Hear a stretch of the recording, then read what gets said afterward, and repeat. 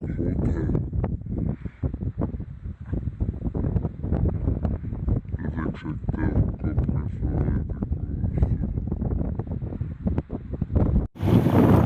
Hello दोस्तों, अस्सलाम वालेकुम। आज फिर से हम जा रहे हैं चराई के शिकार पे, मतलब आटे के शिकार पे।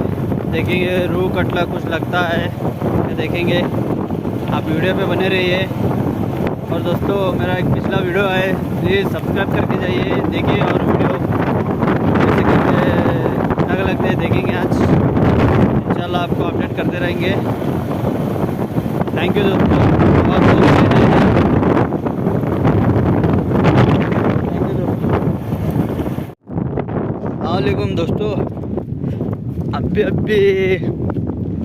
जमीर भाई को बाइट हो चुके हैं, ये देख सकते हैं दोस्तों। साइज माशाल्लाह साइज है। और ये हुकअप कैसा हुआ है देखो दोस्तों, हवा बहुत है। ये देख सकते हैं हुकअप कैसा हुआ है देखो दोस्तों।